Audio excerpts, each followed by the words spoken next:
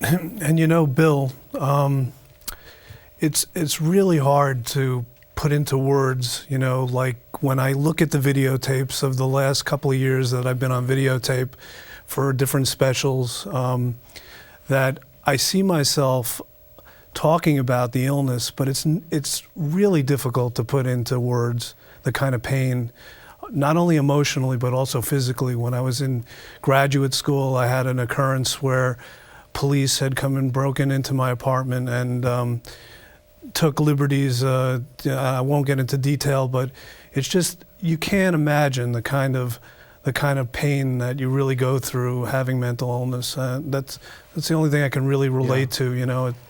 It was a scary time. It's a really intense thing. Recovery, Bill, it's important that we keep our eyes on the prize. And that's at the very far right of that slide.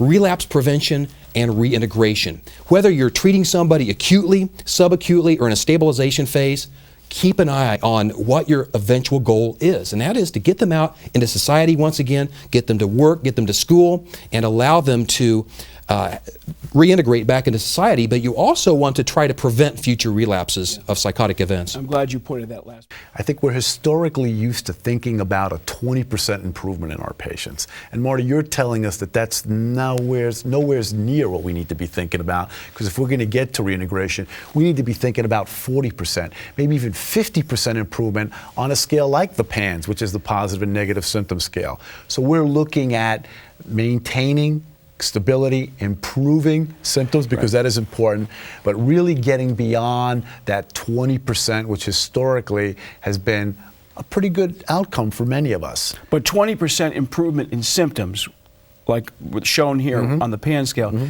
is not going to translate to the kind of quality of life improvement that Marty's talking about. Absolutely. You got to really stretch it. I mean, I've been so delighted to start to see these studies with these definitions of improvement in symptoms beyond 20%. Yep. And I think what you're showing is it's possible. It's possible. And we need to be doing more of it and thinking in this broader terms. Great. And I think this is really I would hope, one of the real take-home messages of today. Okay. Now, a direct comparison then was made with patients with schizophrenia, looking at placebo IM versus haloperidol 7.5 milligrams IM, and olanzapine 10 milligrams IM. This was a very significant study because when these patients were given these IM medications, the olanzapine patients at 10 milligram dosing, as soon as 15 minutes, had a significant improvement over the haloperidol patients and the placebo IM patients as soon as that 15 minutes. And that significance continued at 30 minutes and 45 minutes.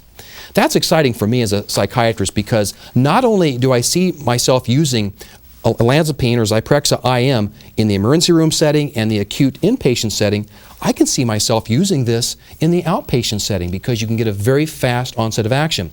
This study in particular that I'm showing right now showed 0 of the 316 patients on olanzapine IM getting dystonic reactions. Now 1,000 patients have been studied on olanzapine IM. Not a single one of them have attained a dystonic reaction. And that's very important in contrast to the ziprasidone IM study that you were showing previously, Jerry, where a good number of patients on ziprasidone IM did get dystonia. The tolerability appears to be excellent with olanzapine for younger adults as well as these older adults to whom Jerry was referring, because we're not seeing dystonic reactions, number one. We're not seeing significant akathisia versus placebo. We're not seeing extrapyramidal symptoms. Sedation might be a side effect, but again, keep in mind you're giving this medication to people who are already agitated and hyperactive. So sedation would be the first key. QTC prolongation with this IM formulation does not appear to be problematic based on these studies.